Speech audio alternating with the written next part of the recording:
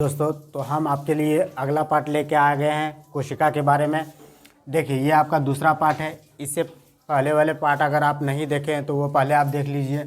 देखिए, तो सिलिया और फ्लैजिला, सिलिया एंड फ्लैजिला, ये जो है कोशिका के बाहर पाया जाता है। सिलिया और फ्लैजिला, इसकी संरचना जो होती है बाल जैसी संरचना होती है, बाल नुमा जो है इसका आकार होता है। और ये जो है कोशिका का बाहरी अंग पाया जाता है। देखिए, छोटा है तो सिलिया, और इसी का आकार अगर थोड़ा बड़ा है तो उसे फ्लैजिला कहते हैं। तो सिलिया और फ्लैजिला जंतुओं में पाया जाता है। ये किस में पाया जाता है? जंतुओं में पाया जाता है।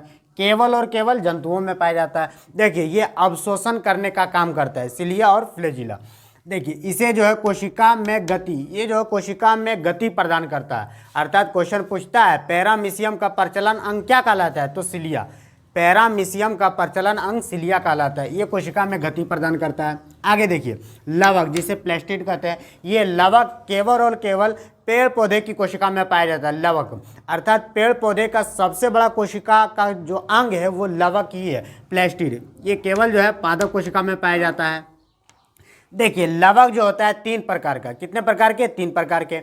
अवर्णी लवक, वर्णी लवक और हरित लवक। ल्यूकोप्लास्ट, क्रोमोप्लास्ट और क्लोरोप्लास्ट। अवर्णी लवक ल्यूकोप्लास्ट, वर्णी लवक क्रोमोप्लास्ट और हरित लवक क्लोरोप्लास्ट। देखिए, अवर्णी लवक जो ल्यूकोप्लास्ट होता है, ये इसका सफ़ेद होता है, कोई रंग नहीं होता। अवर्णी, कोई वर्ण ही नहीं है, कोई रंग ही नहीं है, अवर्णी लवक। और ये कहाँ पाया जाता है? तो जड़ में पाया जाता है। और इसका काम क्या है? तो भोजन संग्रहण करना। भोजन संग्रहण करना अवर्णी लवक का काम है। देखिए, वर्णी लवक जिसे क्रोमोप्लास्ट कहते हैं, अर्थात ये जो है रंग प्रदान करता है।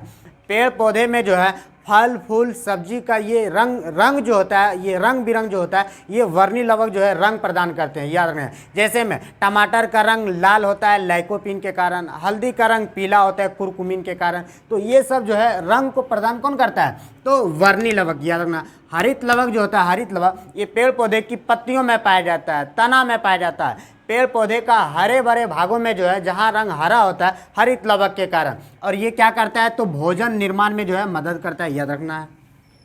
चलिए आगे देखिए, गुणसूत्र। गुणसूत्र या क्रोमोसोम, याद रखना है। ये गुणसूत्र, इसी को क्रोमोसोम कहते हैं। ये कहाँ पाया जाता है? तो केंद्रक में पाया जाता है। याद रखना है, कहाँ पाया जाता है? केंद्रक में। और ये क्रोमोसोम का आकार जो होता है कुछ इस प्रकार से जो है इसका आकार होता है। याद रखना है।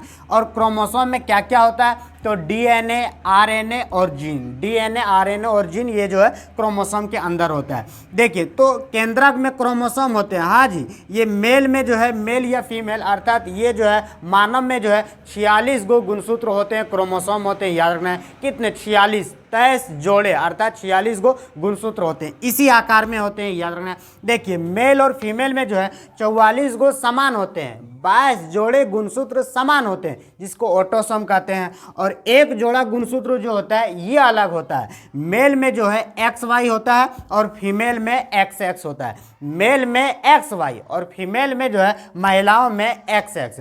इसीलिए बच्चों का लिंग निर्धारण जो होता है ये मेल से होता है। याद रखना। अर्थात पिता के गुणसूत्र से जो है बच्चों का लिंग निर्धारण होता है। याद रखना है। चलिए, तो यहाँ तक आपको बता दिए हैं। अब हम लोग जो है जंतु कोशिका और पादप कोशिका में थोड़ा अंतर देख लेते हैं। देखिए, जंतु कोशिका का आकार जो होता है छोटा होता है, पादप कोशिका का आकार बड़ा होता है।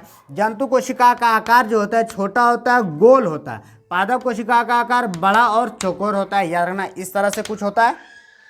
देखिए, जंतु कोशिका में सिलिया, फ्लैजिला ये सब पाया जाता है, लाइसोसोम पाया जाता है। पादप कोशिका में नहीं पाया जाता है। जंतु कोशिका में, केवल जंतु कोशिका में सिलिया हो गया, फ्लैजिला हो गया, लाइसोसोम हो गया, जिसे आत्महत्या की थैली भी कहते हैं, ये सब पाया जाता है। पादप कोशिका में देखिए, कोशिका भित्ति पाया जाता है। जंतु कोशिका में नहीं पाया जाता है, केवल और केवल पादप कोशिका में कोशिका भित्ति, लवक ये भी जो है केवल और केवल जो है पेड़ पौधे की कोशिका में लवक पाया जाता है। देखिए, कोशिका भित्ति, पेड़ पौधे की कोशिका भित्ति जो होती है सेल्यूलोज की बनी होती है।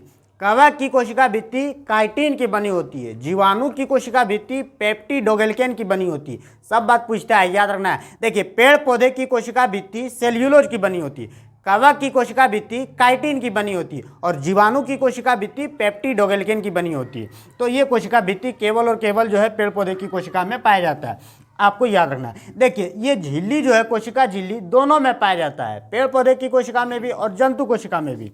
देखिए माइटोकॉन्ड्रिया अर्थात ऊर्जा की जरूरत जो होती है तो दोनों में होता है, पेड़ पौधे की कोशिका में भी और जंतु कोशिका में भी।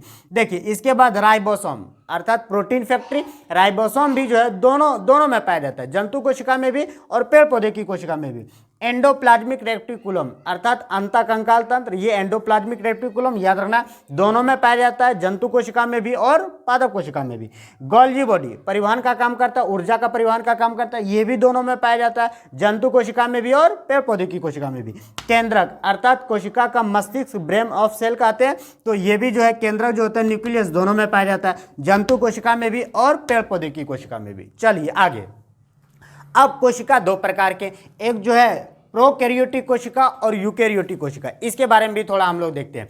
देखिए प्रोकैरियोटिक कोशिका जो होती है, प्रोकैरियोटिक कोशिका ये छोटा होता है और यूकैरियोटिक कोशिका बड़े जीवों में होता है। देखिए प्रोकैरियोटिक कोशिका छोटे जीवों में पाया जाता है, अल्प विकसित या अविकसित जीवों में प्रोकैरियोटिक कोशिका पाया जाता है, और विकसित जीवों में, बड़े जीवों में जो है यूकैरियोटिक कोशिका पाया जाता है। जैसे में हम लोग विकसित जीव है, जंतु याद रखना है, जंतु, पादप, पेड़ पौधा, ये सब विकसित जीव है, ये सब में जो है यूकैरियोटिक कोशिका पाया जाता है। और अविकसित या अल्प विकसित जीवों में जो है ये जो है प्रोकैरियोटिक कोशिका, जैसे नीलहरी शैवाल, जीवाणु, विषाणु, ये सब में जो है प्रोकैरियोटिक कोशिका पाया जाता है। देखिए दोनों में कुछ कुछ अंतर है जो कि आपको याद रखना है, कौन किस में नहीं पाया जाता। तो देखिए माइटोकॉन्ड्रिया जो है प्रोकैरियोटिक कोशिका में नहीं पाया जाता है, जबकि यूकैरियोटिक कोशिका में माइटोकॉन्ड्रिया पाया जाता है। देखिए राइबोसोम जो होता है प्रोकैरियोटिक कोशिका में भी पाया जाता है और यूकैरियोटिक कोशिका में भी पाया जाता है। राइबोसोम देखिए राइबोसोम दो प्रकार का होता है, एगो 70S प्रकार का, एगो 80S प्रकार का। 70S प्रकार का जो राइबोसोम होता है ये प्रोकैरियोटिक कोशिका में पाया जाता है, और 80S प्रकार का जो राइबोसोम होता है ये यूकैरियोटिक कोशिका में पाया जाता है। तो राइबोसोम दोनों में पाया जाता है। माइटोकॉन्ड्रिया प्रोकैरियोटिक कोशिका में नहीं पाया जाता है, यूकैरियोटिक कोशिका में पाया जाता है। अब देखिए लाइसोसोम जो है, लाइसोसोम प्रोकैरियोटिक कोशिका में नहीं पाया जाता है, यूकैरियोटिक कोशिका में लाइसोसोम पाया जाता है। देखिए झिल्ली जो है, झिल्ली दोनों में पाया जाता है, प्रोकैरियोटिक कोशिका में भी और यूकैरियोटिक कोशिका में भी, दोनों में जो है झिल्ली पाया जाता है। केंद्रक देखिए, केंद्रक प्रोकैरियोटिक कोशिका में नहीं पाया जाता है, जबकि यूकैरियोटिक कोशिका में केंद्रक पाया जाता है। तो ये मेनली आपको अंतर याद रखना है, प्रोकैरियोटिक कोशिका अल्प विकसित जीवों में या अविकसित जीवों में पाया जाता है, जबकि यूकैरियोटिक कोशिका विकसित और बड़े जीवों में पाया जाता है। तो ये जो आपका जो कोशिका जो चैप्टर था बहुत ही बड़ा चैप्टर था, और इसके बारे में हम आपको बताए थे। मेरा वीडियो कैसा आपको लगता है आप लाइक कीजिए, सब्सक्राइब कीजिए और कमेंट कीजिए। आज तक के लिए यही, मिलते हैं अगले वीडियो में, तब तक के लिए जय हिंद।